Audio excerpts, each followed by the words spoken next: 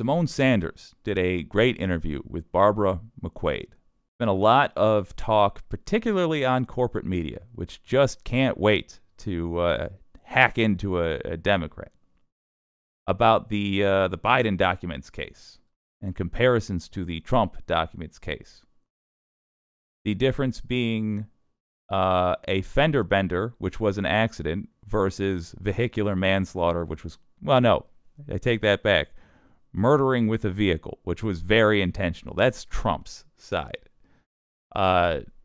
Trump took not just classified documents. He took SCI documents. Classified is an umbrella term. It includes all kinds of documents that not just anybody can see. We don't know the details of the Biden documents, but we sure know what Trump took, and they include literally our most sensitive documents, at least that I am aware of, which includes SCI documents. That is to say, these documents can only be viewed in a room called a SCIF, which stands for Secure Compartmented Information Facility. When you work with SCI documents, you're not allowed to take them out of the SCIF. They live entirely in that room, and you can only work with them in that room. And that's that. Trump, somehow, we don't know how, by the way, took them out of that room, so somebody had to let him. We have questions for that person. Then he took him to Mar-a-Lago when he was not the president, also known as just some guy. Legally no different than if you took him or I took him. Except if you took him or I took him, we would not be under investigation. We would be in a basement with a bag over our head getting tased until we answered some pretty involved questions. That's what Trump took. What was the behavior with the documents? Let's be absolutely clear. We know about the Biden documents because Biden's team found them in an old office from his time as vice president, found them, contacted the National Archives, and returned them. That's why we know about the Biden documents. Why didn't we know about the Trump? Oh, excuse me. No. That's not why we know about them. That's what happened. We know about them because a Trump guy or somebody from the Trump guy's investigation leaked this information.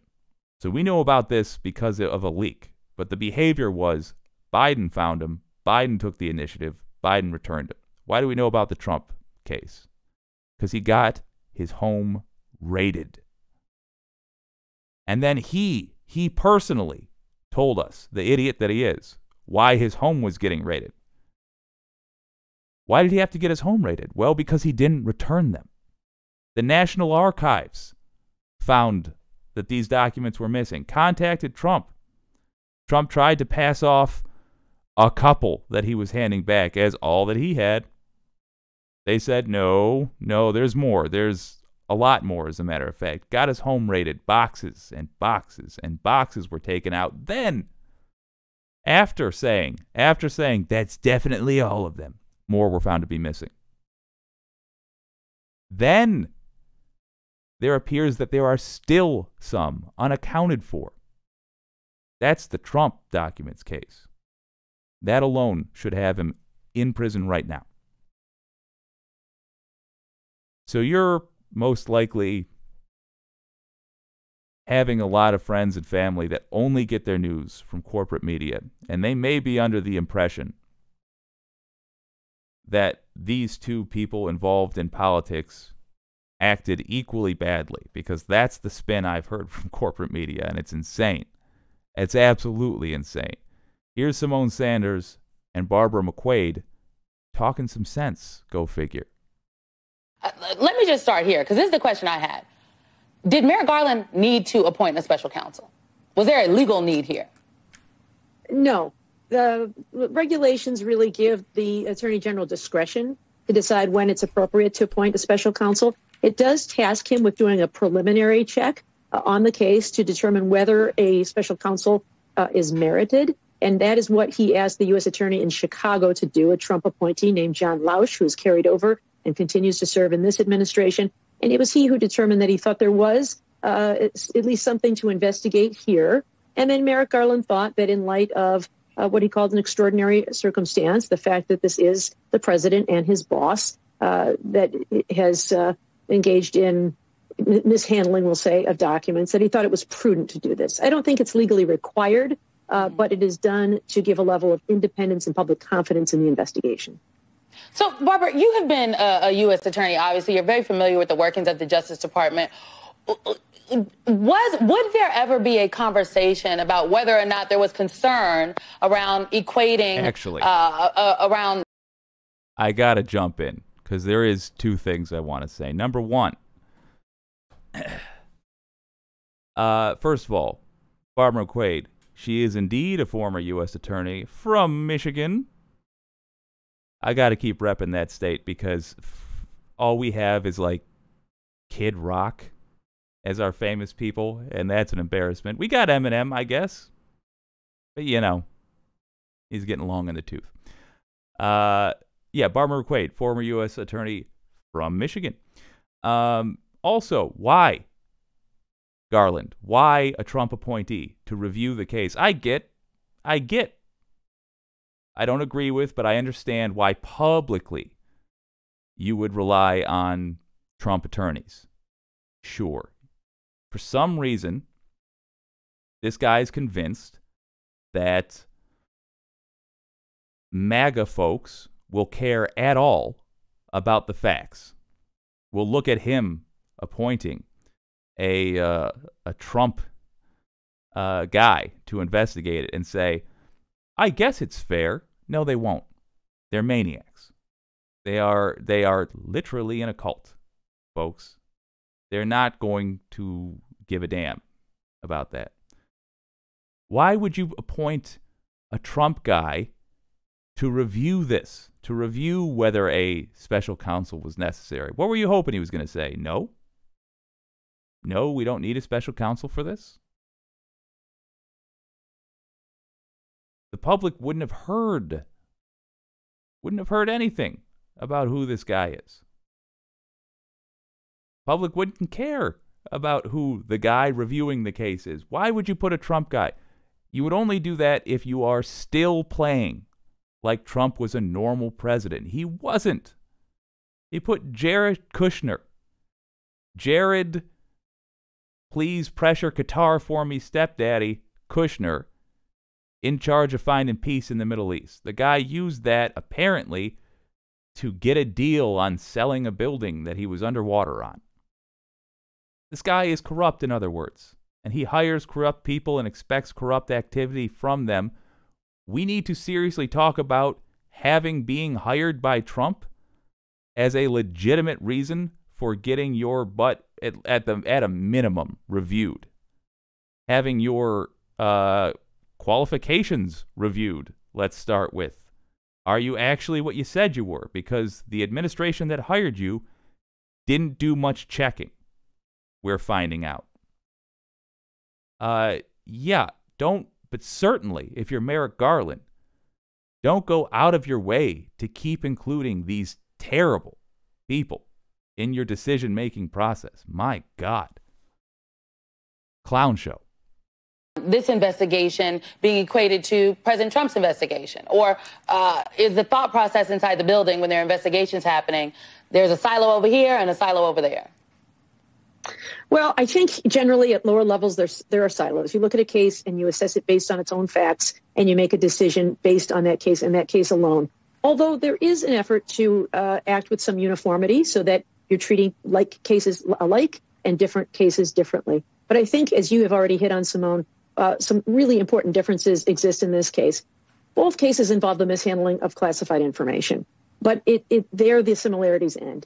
It is like comparing an accidental fender bender to driving your car intentionally into a crowd of people.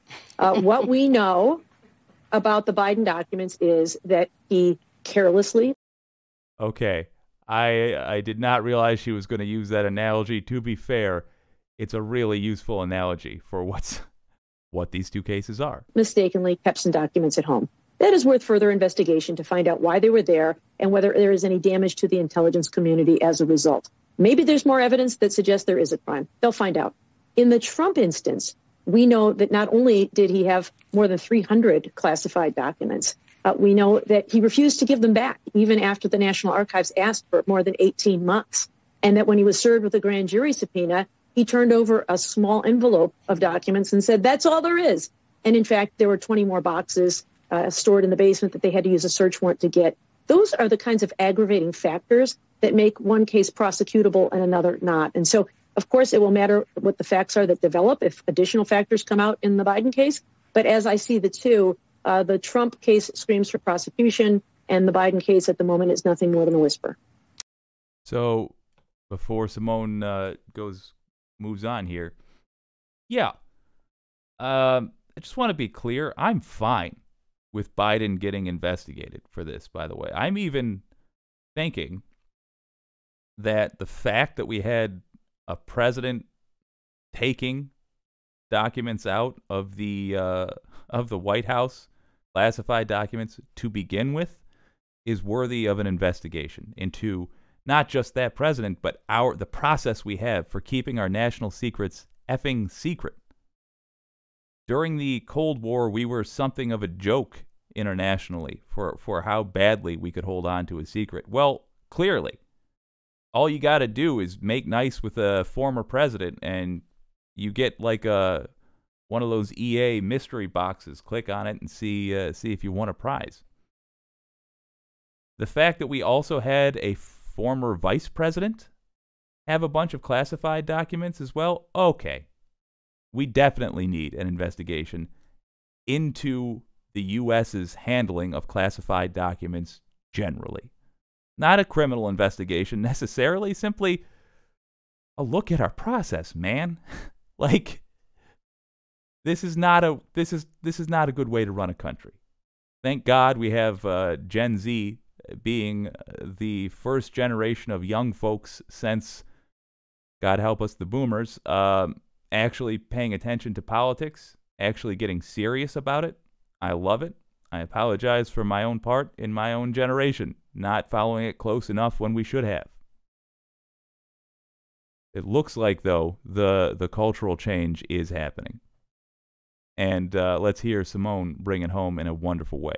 Do you think this puts any pressure on Jack Smith's investigation into President Trump, former President Trump?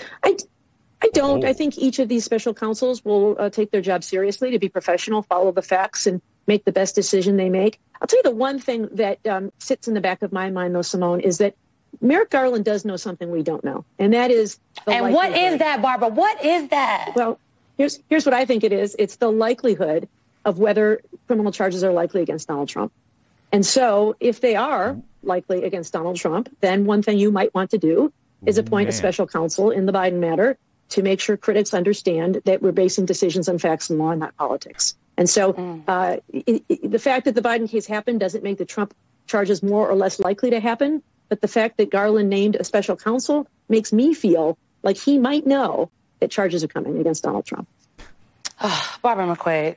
All right, then. Well, I'll take your word for it, Barbara. I'll take your word for it.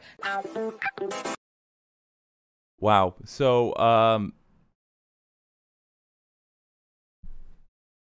first of all, I did not get that from the official MSNBC YouTube account. I did get it from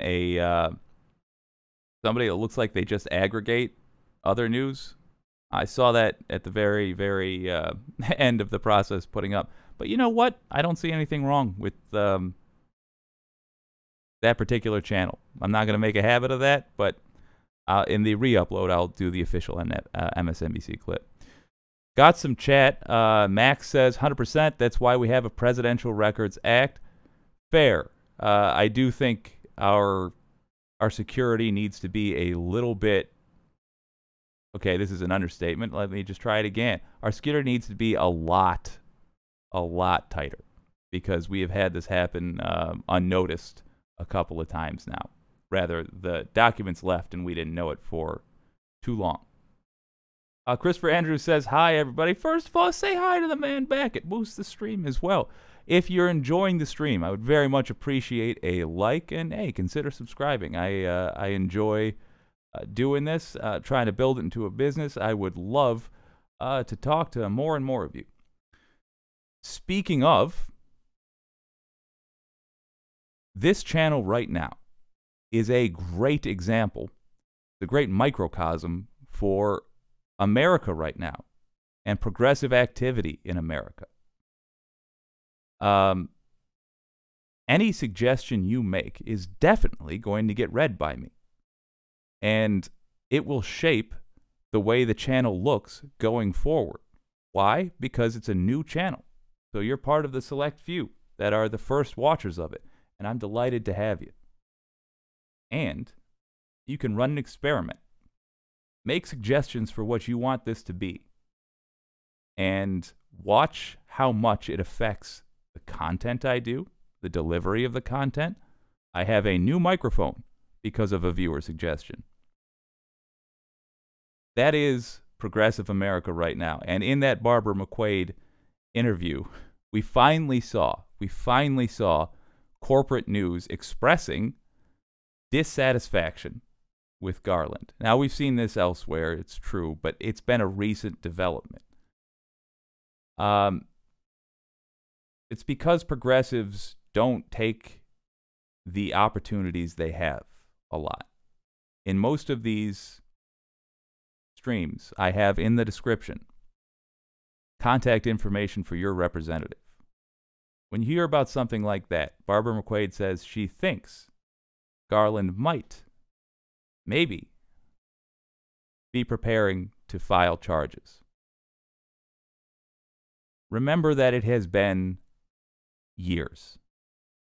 And the fact that it has been years, and Merrick Garland knowing that the January 6th committee said, a long time ago they said this. This was part of their middle part of their hearings, that Trump was involved in a fake electors plot with many states. And that fake electors plot involved people who were on ballots for 2022 in many states. Merrick Garland, knowing this, did not get charges filed before the 2022 election. What's the result? Some people involved in the fake electors plot got elected. And now our government is being run by people who tried a coup. It's being run in part by people who tried a coup. Even if Merrick Garland does file charges, you should not trust him to file all the charges. Look in the description. If you are from a state that is one of the 5 states I've put in there, that is one of the 5 states known to have engaged in the fake electors plot, where they tried to swipe out the state's genuine votes with votes for Trump. If Garland actually even includes the fake electors plot in the charges he's going to file, there's no guarantee he's going to go after everybody involved in that plot. Go to your state attorney general. Treat it like you would this channel. You want this channel to be different? Guess what? I'm reliant on you. There's a good chance I'm going to do what you say. Assuming I think that it's representative of a large enough chunk of the potential audience that, so on and so forth. Your attorney general is no different. When Dana Nessel, the attorney general for Michigan, reopened, this happened rather recently, she reopened her state investigation into the fake electors plot, saying she would no longer wait for Merrick Garland's investigation into that. One of the reasons she cited was having to answer to her constituents. In other words, getting contacted by people saying, what the hell is going on? Why have you not done anything about this? That can be you. 5 states down there. They have no state investigation currently running into the fake elector plot. Only reason Georgia's not on that list, because they're, to my knowledge, I don't know if they are doing the fake elector plot. They're approaching it from a different direction. They're going for Trump directly through his pressure of Brad Raffensperger. But your state, may have people that ought to be under arrest that simply aren't being investigated. So check and contact your AG if that is the case. Regardless, it might behoove you to pressure Garland through the DOJ contact link that I have also provided for the General Department of Justice and simply let him know you're watching. Why is it? Note how concerned he is with public opinion. Right? Oh, I hate rhetorical right. Note how concerned the man is with public opinion. Why is it he's only concerned about MAGA's opinion? He ought to be concerned with your opinion. According to polls, you outnumber them massively. Sort of person who would listen to this stream, yes, outnumbers MAGA massively. But culturally, we're used to being quiet and polite, and we associate the two as being the same. They are not. You can politely, with tons of appropriate manners, you can politely contact the DOJ and say, do their mother effing job. You can politely do that. I recommend that you take advantage of that ability before the right takes it away.